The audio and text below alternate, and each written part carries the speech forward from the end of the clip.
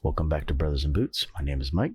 Today is just me in an episode. I do not have Jeff with me today. Unfortunately, I've been working quite a bit here recently, so getting together to record has been a bit of a problem. But please do the usual of like, comment, subscribe. Let us know what you think of this down below. I will not have anything to drink tonight. As you can see, I'm in a black background, recording a little different than I normally do. But today we're going to be talking about building an MTO boot. You'll see I have some options over here. Oh, this way. Over here, up to my left, that are what you would do if you were going to order or make an MTO boot. The order is probably a little different than you'd expect, and we'll kind of go through it because there's some specifics when it comes down to this about how you want to go about it and why you want to do certain things that I don't think we always think about. With the first one being leather choice. A lot of people would assume that you would start with a style and pick a leather for it, but the problem really is for a lot of leathers, there's styles they don't do well with. For example, thicker leathers like Shinky don't do near as good with boots that have lots of doubled and tripled up layers, like a monkey boot, for example. You see that probably a lot with anything that's on the thicker side, minus like the softer stuff like bison. So there's stiffer leathers that aren't going to do as well for things like engineers, especially because they have no stretch and give. And then you're going to have softer temper leathers that are not going to do good in certain styles just because of how soft and floppy they are overall. Like, for example, deerskin and engineer. So when we think about doing an MTO overall, a lot of times leather is really a good starting point.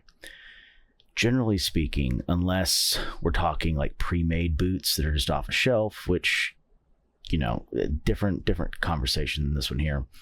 You need to have an idea in mind of what leather you want to use before you pick a style. There are some leathers like Chrome XL that are fairly universal that you could kind of use with anything. But at the same time, there are just, especially once you get into some of the exotics, choices that don't make good sense. Like, for example, say you chose you want to do a cap toe boot or a monkey boot, and then you picked out something like Cayman. Cayman is really meant for a plain toe boot, kind of like Chrome XL. That's not a leather that I would choose to do a monkey boot or a mock toe or a standard cap toe. I wouldn't pick Cayman for something that is a little bit more work centric.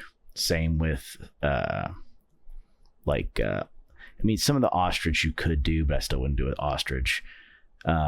Kangaroo, shark. Insert leather here. It's like picking a 10-inch work boot to, make out of shell cordovan. You're just burning money for the sake of burning money. So a lot of times it really starts with picking a good leather, right? So, if you've decided you want a boot in Shinky, for example, step one with Shinky is you're going to be a little more limited on styles. And takes a little bit of experience from me on this one. I do have a pair of Tahuras in blue Shinky horse rump. That's not the best style for a mock toe, right? It is a true mock toe, so kind of the Red Wing style where it has an apron and an upper, and they're stitched together as two separate pieces versus like the Nick style or the Grant Stone style, or I'm sure someone else makes one and I'm blanking on at the moment, but like your Trumans tend to be true mock toes, Red Wings, and this Tahura specifically called the Dalium is a actual true mock toe. Now that leather is stiff enough, you can clearly see the crease areas, and I have no doubt that apron's going to separate from the upper multiple times in its life that I'll probably have to fix. Just not a particularly smart choice. Also, with the Shinky being hard and stiff, any dents that happen in the apron pretty much stay permanently, and you're not going to get them out, especially if we do something like a structured toe. So this is kind of why, in general, we have to be a little careful with some of the leathers we pick, especially when we try to pair them with certain styles. So it's one of the reasons that it's probably best in a lot of cases to start with choosing a leather. There are, like I said, some examples. Like kudu is a great choice that you can kind of do with almost anything. The only thing I don't think I would do is do an entire kudu engineer. You can maybe get by with a kudu vamp on an engineer, but that boot's going to need to fit almost perfect. And if it doesn't, and even long term, I think you might have problems. If you're going to do kudu, I think like a chukka or a yodper would be a better choice than an engineer specifically. But this is, part of the realities of MTO builds is oftentimes, and I don't know if everyone's done it, but most of us that have, more than 5 pairs have done it. We've picked a leather that isn't exactly the best fit for a style that we've chosen. That doesn't mean that it's the worst thing in the world, unless it's a pair of boots you just can't wear. And that does happen where people end up with boots they can't wear. A good example is a friend of ours has a pair of Montana Bison cap toes, and the cap toes is torn. It's like the perforation from putting the cap toe on has just caused a tear in the upper leather.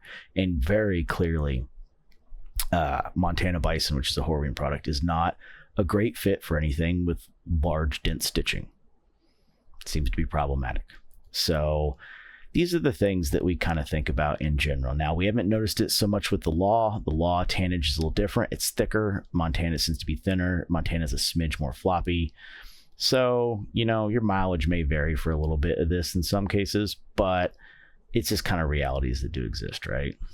So step one, we really want to pick a leather, and a leather of a temper, a tannage, and a finish that makes sense, right? So once we've chosen that leather and we have an idea of its temper, which is stiff to soft, its tannage, veg, chromium, or some kind of combination tanned, and then the thickness. Once we have those 3 and we've picked our leather, we can really start trying to nail down our style or what pattern we want to use, right? And this can be anything. So we've talked about plain toe work style 6-inch boots. You have mock toes, yodpers, chukkas, penny loafers, engineers. I think I mentioned yodper. I might be saying that one again, so on and so forth. So we have lots of different styles. We have our hole cuts, we have our lace to toes, your standard, I can't even say standard anymore. Not only do we have like lace to toes plus the monkey boot style, like the non P&W monkey boot. Now some of the P&Ws make what they call, they basically do the lace to toe style without the extra eyelets, so you get the doubled up vamp. I think Frank's calls it the Wilson, which is essentially a lace to toe pattern with less eyelets.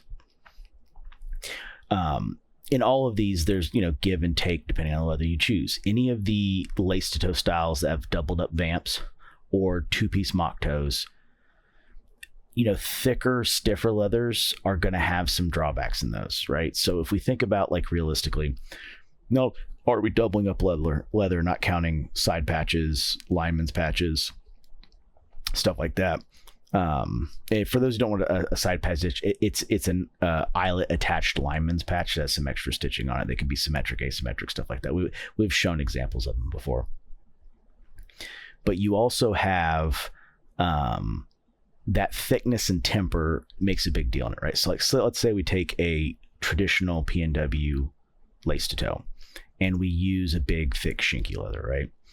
Not only are we doubling up on that leather going over itself, you're also going to cause something that happens in a lace to toe that's a little different from other models, and that is you get what's called toe press, where as the toe box collapses, because most of the time these have unstructured toes unless they have safety toes, whether that's elastic, leather toe buff, doesn't matter, just any form of structuring. You will get a lump that goes over the top of the toe that will eventually push down on the toe. Well, some of these bigger, thicker leathers, you're going to run into some problems with that because it's going to push down your toes kind of hard. And everyone's going to have a different level of tolerance when it comes to being able to stand that, but you don't want it to be bruising your toes or blacking out your toenails. Flip side of that is in some of these patterns, we have different levels of gusseted tongues, things where the maker uses the same leather as the upper, well, whether they use the same leather as the uppers or the uppers and the vamp has the same leather. Obviously, if it's two-tone, that might be different. They'll usually use the same leather the upper has, right? And if it's one of the makers that it doesn't use like a 2 to 3 ounce fully gusseted tongue, maybe they use a 3/4 gusseted tongue, you might run into a situation where you have an 8 ounce leather that is now your tongue, and that could be problematic. So that same blue Shinky Dalium, I've had to, it is a 3/4 gusseted tongue because it's 8 ounce leather, and even though it skives some, it's not enough. It creates huge rolls that won't go flat. So the first thing I did was use pliers to flatten them, like smooth jawed pliers to flatten them down as hard as I could. But even then, that created this little U shape as the uppers folded over that always pushed on the top of my foot and left bruises. So eventually what I did to solve the problem is actually just took a knife and split down a little bit farther. So instead of it trying to fold, it was just 2 pieces that flattened out instead of trying to fold against itself. And I did that just on the insides. And that gave enough relief for that to flatten down and not have to keep working on trying to get those smashed in, which, I mean, after about 400 hours, I don't think it was ever going to happen. So I finally just took a knife to it. Yes, does that make it harder to impossible to repair the tongue if I ever had to? 100% it does. But those boots were never going to get to the point that they were going to need a tongue repair the way they were. Because honestly, I'd wear them for 2 or 3 days, and then they'd have the top of my foot so bruised that I just wouldn't touch them again for 2 or 3 months. So, split it with a knife, never had a problem since.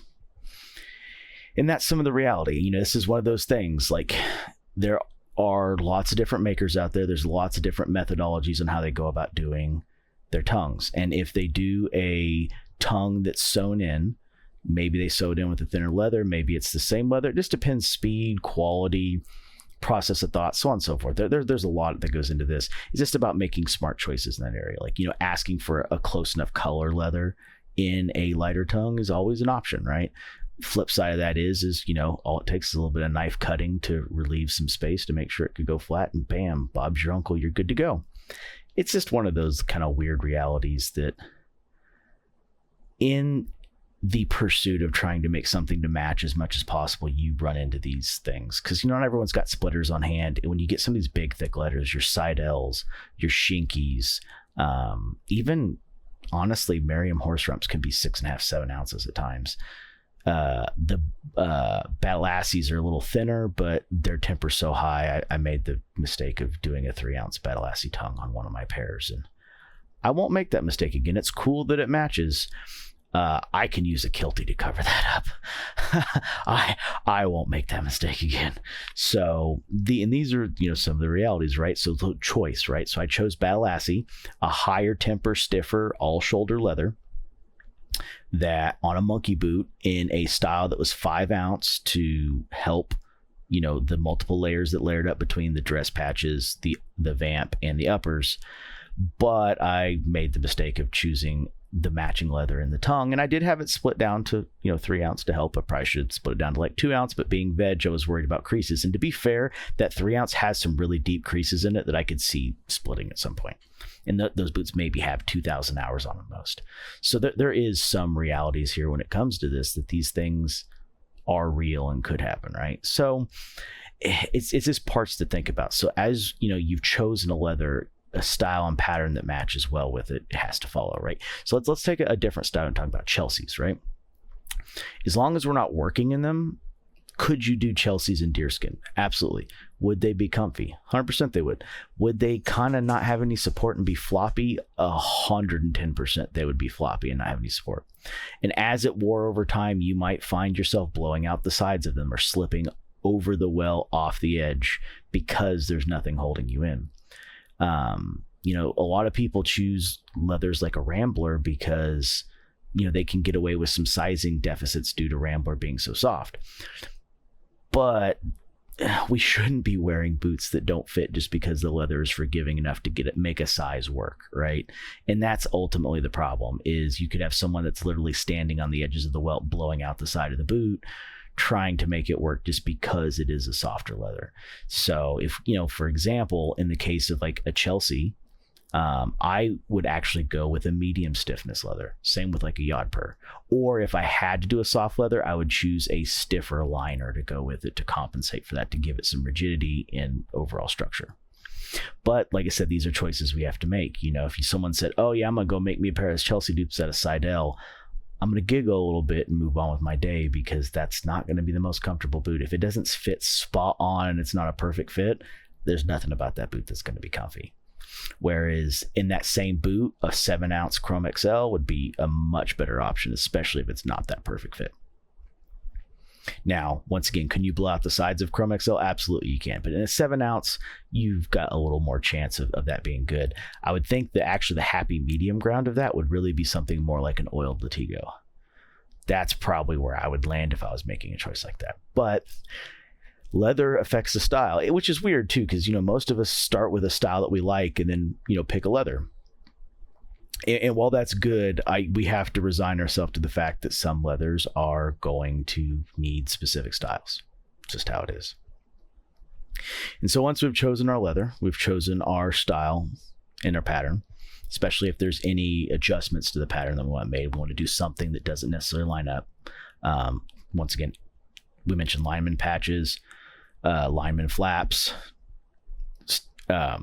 asymmetrical, symmetrical, 1 eyelet, 2 eyelet, 3 eyelet, so on and so forth. Bob's your uncle. You can kind of choose if you want extra stitching patterns in them. You know, same thing with kind of like a toe bug, right? Say you want a toe bug. Toe bug's a good way to add a little bit of rigidity to the vamp. It'll keep kind of some of the waviness from coming into a vamp, especially in some of the softer leathers. But, you know, if you're going to do like a structured toe with a toe bug, the size of the structured toe matters, because now we might be forcing creases directly on the toe bug, where we ideally want the creases to happen either after the toe bug. Well, the correct way would be after the toe bug, because the toe bug should be more like a medallion on a dress shoe, or before the toe bug if for some reason the toe bug is set so far back that makes sense. And that would be like a much larger foot. Someone in the size above like a 10 is someone that have to worry about something like that specifically. So it really just kind of depends from that perspective, like what exactly you're looking for, what you want to get out of it, you know. Just things to think about as we're making choices. And now once we've chosen our leather and our style, then here's where we can choose our welt. And this is another one where people see some of these more exotic welt types. They try to design a boot around that welt type, which it can be a bit of a misnomer, right? Because certain welt types, like a Norwegian welt, a stair welt, which is a double welt, we've shown them before. You know, those styles make sense with like your lace to toes and some of your more beefy looking boots. But for like a thin, dressy silhouette, a stair welt's never gonna look good. It's a big, chunky, Doc Marteny looking welt style, especially if you pair it with like a Norwegian. So we've got to make sure our welt matches well with the style and isn't causing more outward issues. Like, so realistically, right, most welts, especially if we're talking like Indonesian or traditional footwear, are not going to be very specific to function or choice. It's really kind of when we get into more workwear styles. So if we take the example, say I was doing a lace to toe with big work lineman's patches in the P&W style, generally speaking, I'd want to do stitch down with that. Now, someone might have the idea of doing a rolled Norwegian welt with that.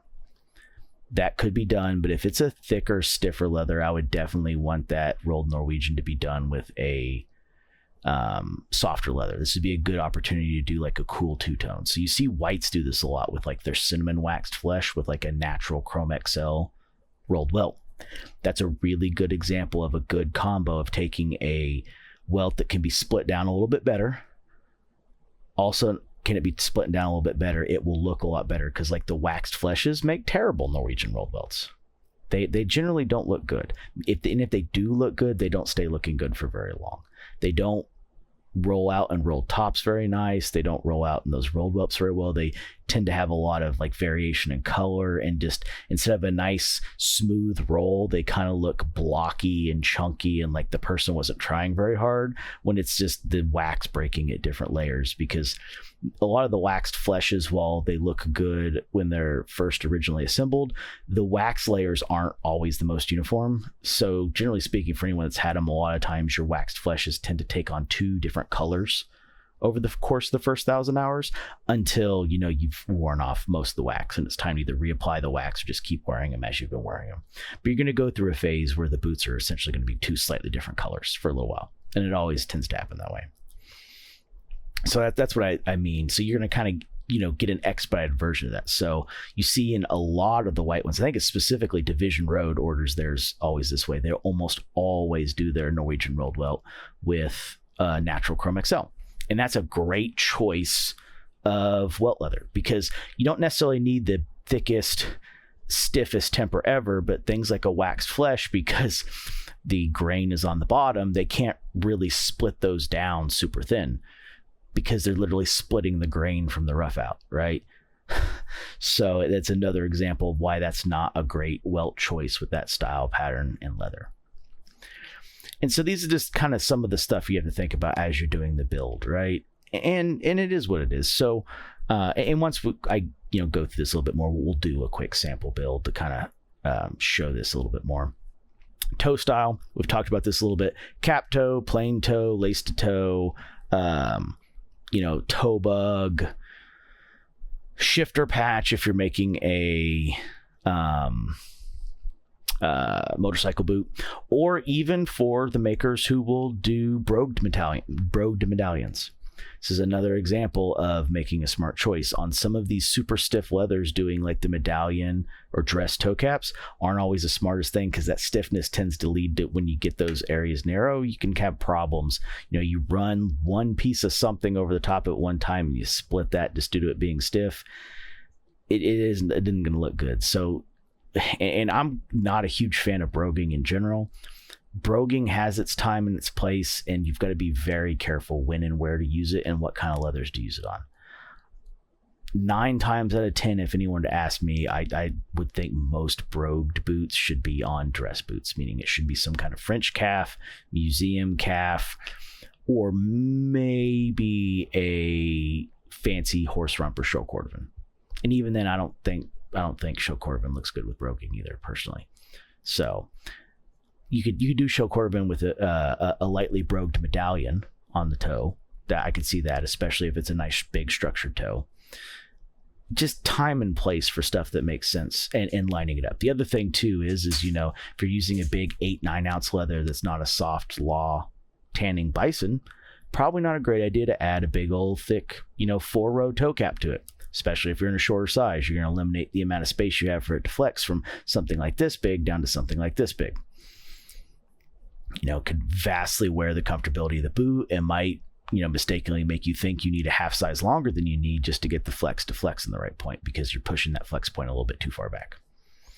It just, things that make sense. Like the good news with, people who buy the ready to wear stuff, for a lot of the brands, they try to make smart choices with leather tannage styles, thickness, tempers that make sense with the styles that they're putting out there. And they've, picked a style and picked a small group of leathers that match and make more sense with that style than others, right? For a lot of people, if you like Scotch grain or cross grain or embossed leathers or tumbled leathers, like the good examples, the Law Tanning Bison Palisades, a lot of people don't like those with toe caps because the pattern stuff, they want the pattern to show on a larger piece. The other thing is like for a lot of your marbled leathers, instead of having like lots of different panels and broguing and stuff that takes away from the marbled leathers make more sense to have bigger, more showy patterns to really show off that marbling effect. Because a hide might look great and have lots of beautiful character, but the individual pieces of the boot get so small that a lot of that character ends up getting lost and isn't very well seen in that aspect, right? So you don't actually get to see it and know what the boot looks like. And that's really something you want to see. I mean, this is part of the reason why we've picked the leathers we picked. This is another good example of why we choose the leather first and then pick a style that complements that leather better. I know, seems kind of ass backwards. You think you'd do it the other way, but this is what happens sometimes. So we've chosen our toe. Next, we want to choose our outsole. Now, you're probably wondering why we haven't talked about heel or midsole, and that's because our outsole is going to determine what makes sense here, right? If you said, I want a triple midsole, you're not going to choose a triple midsole and like a wedge sole. It's going to look weird, and it's not going to be comfortable at all. Just like, oh, I really want a logger heel, but you choose a day-night ridgeway. That's not a heel that makes sense for a logger, right? Like it's got clearly defined edges around the ridgeway. That's very something you can only really probably do a Cuban or a block heel with. A big deep in-cut logger doesn't make a whole lot of sense if you're going to be doing a ridgeway, for example, right?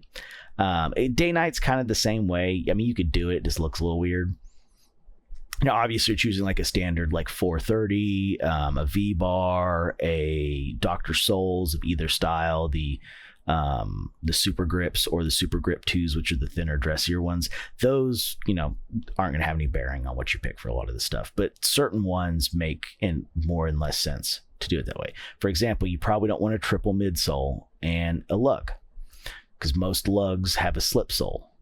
And so now you're going to have a big old lug outsole, you're going to have a 4-ounce slip sole, and then you're going to have, an 11 iron midsole plus another 11 iron midsole. Probably not the best plan, right? Like if you really want to do double midsole, something like the thinner Super Grip 2 or a V-bar or something that makes a little bit more sense, or maybe even just straight up a leather outsole to go with it, and just pick your, favorite full rubber, half, combo, half rubber dovetail / combo heel, which is usually like a triangle of some kind, right? That you see in dress shoes. Whatever you pick there. Maybe it's a day night, maybe it's a quad bog, or whatever it happens to be. But the outsole, it becomes an important choice, because that's where we really pick what we pick for our heel and our midsole. Heels, obviously, just a preference. If you've gone down the tapered heel life for a lot of lasts, you'll find you like the tapered heel, and for other lasts, it doesn't matter as much. I always tend to go a taper heel. I feel like I always walk smoother with taper heel, and I don't roll over the edge near as bad as you do with a lot of the like bigger, blockier heels or blogger style heels, where you just wear like a corner off the edge of it, and you feel like you get a lot of heel drag. Now, in the case of your midsole, this is obviously just going to be balance of your last versus your midsole versus your how many ever heel lifts you need to balance the last out, right? On this one, if you're using like a unit style outsole, maybe a double or triple midsole. Well, it's not gonna. It's gonna look weird. It's like the units are just like the blown rubber wedge soles. You could theoretically stack as many midsoles as you want on it. It's just more and more going to look like a platform boot that like a stripper would use on a stage versus something that would make sense and logically match some kind of design that goes with that style that you've chosen, right?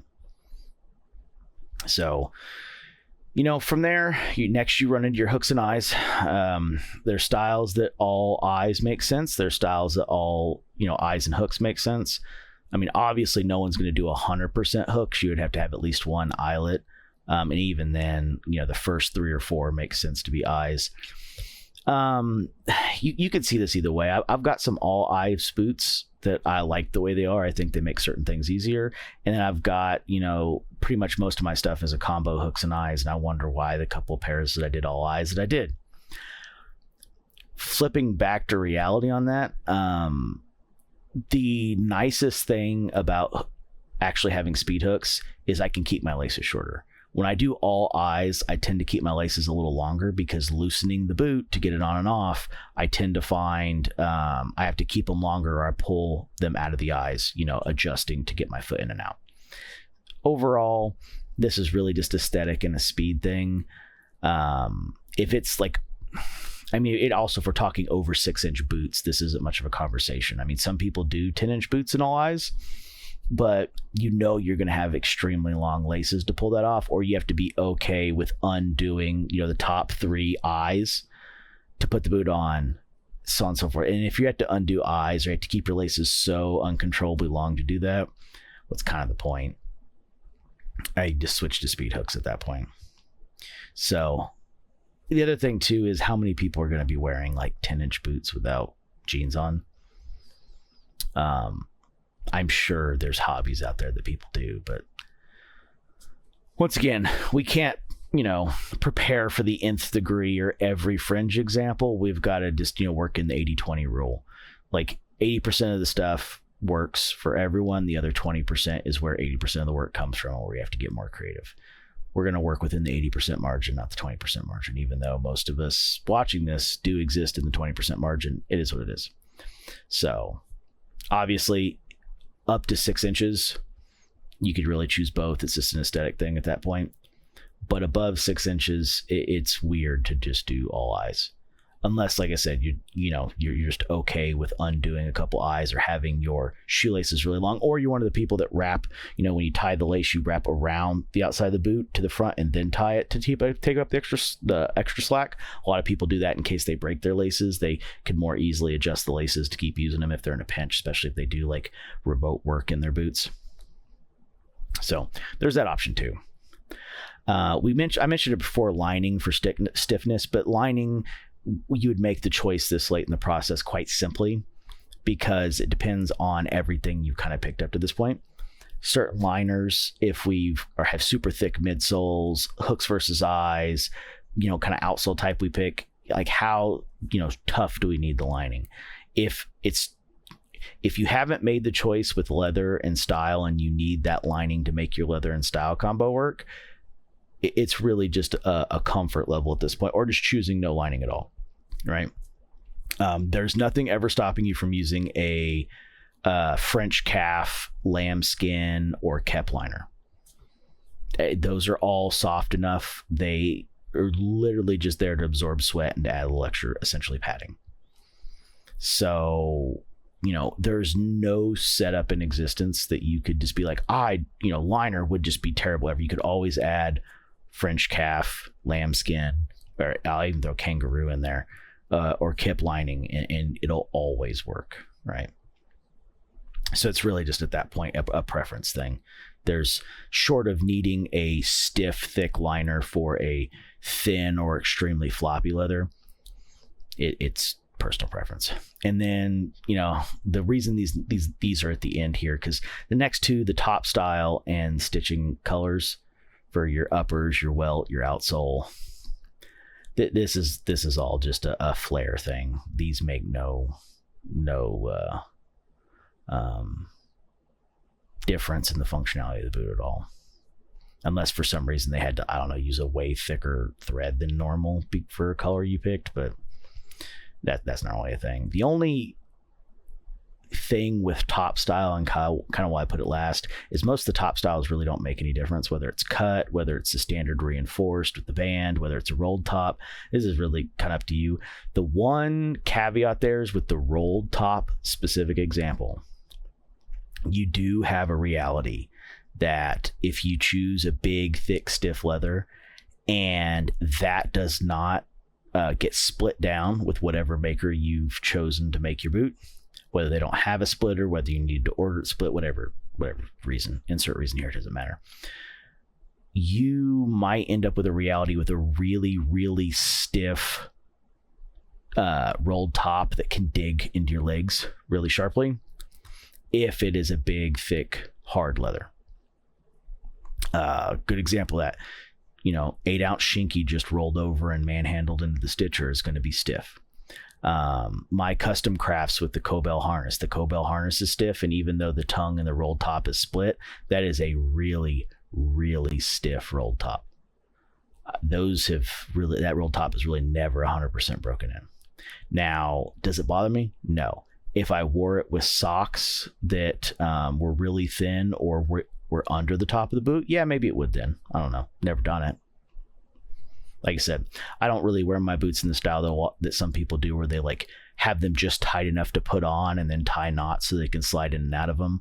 Kind of like that kind of punk rock faux style. I think Frank's post pictures of Zach Wilde and the boots that they've made for him, and he kind of does that style where like they're tight enough on the bottom for his foot to get in, but like nothing above the ankle is really done. It's just kind of open and the laces are just tucked in.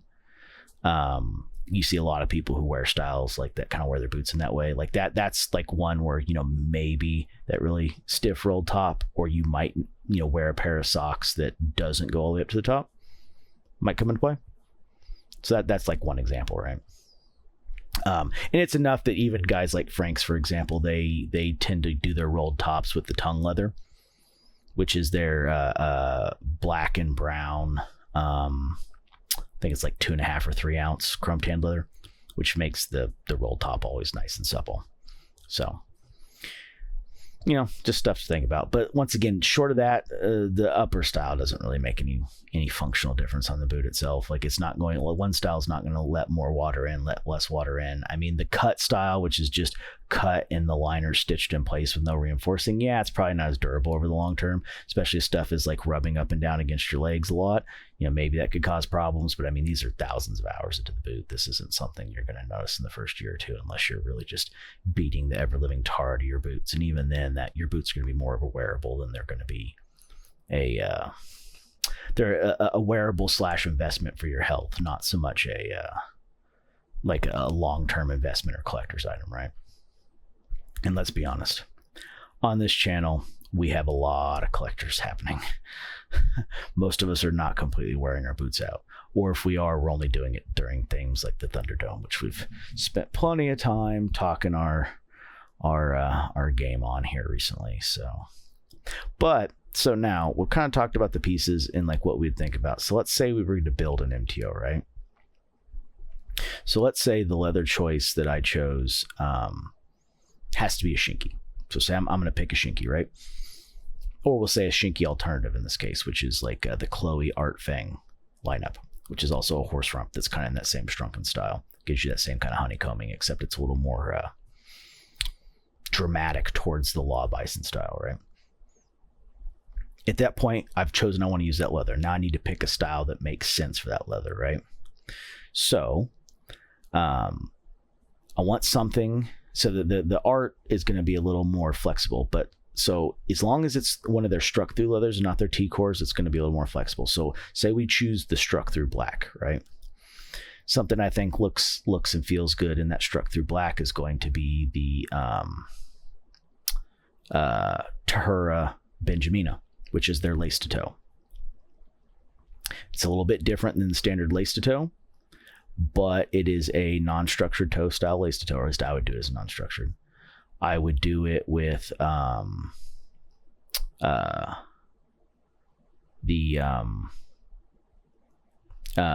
Benjamina last, which is usually what it comes with, even though you can pick a different last. In this case, I would do hooks and eyes. I would do it with a double welt or just a flat welt. I wouldn't do any kind of Norwegian or anything with it.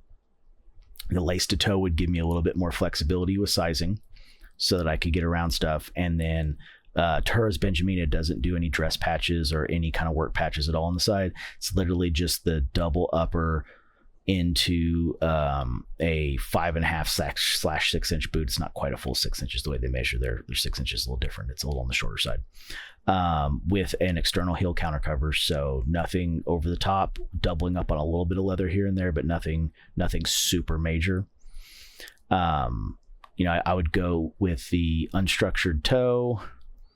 I would, obviously since it's a, lace to toe style, it's going to be, like no toe cap, no toe bug or anything like that. Outsole, I'd pick either a leather or a rubber half sole. So in this case, we'll just say like a super grip 1091, probably, since it's black, probably in black. That particular type, I tend to like loggers more than Cubans / doggers. So I would choose a logger heel type. I would go with a double midsole. I would do hooks and eyes. I would, you don't need it, but I would still go ahead and get the lambskin liner since he does lambskin. I'd do like a natural edge. Stitching colors, I would do white on the outsole and the welt stitching. And then I would do black on the boot itself. Or if I wanted some contrast, I would maybe do like a gray or a red. You could go as far as a white if you want that deep a contrast. There is enough stitching on the boot, the white could look cool. But like I said, I would do a black personally in this case. And then top style, I do rolled.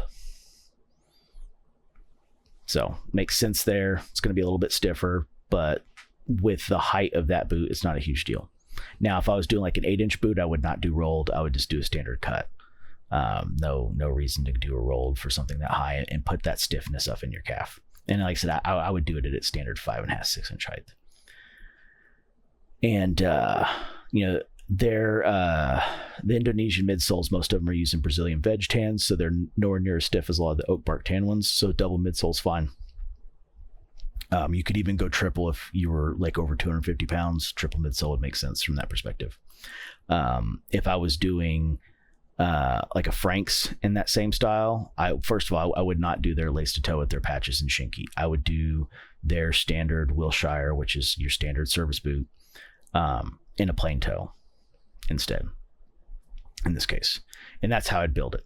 Each of these have a thought process in mind. Since it's shinky, things I wouldn't do, lots of stuff. Wouldn't do a full-blown monkey boot, especially anything with patches, right?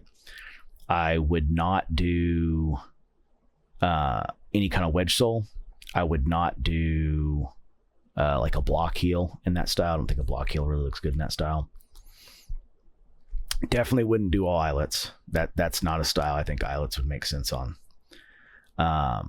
And that's also one in that lace toe style. I'd probably ask for a tongue in something like a reverse Merriam, because it'll match the shinky well enough and be way more comfortable than a shinky tongue.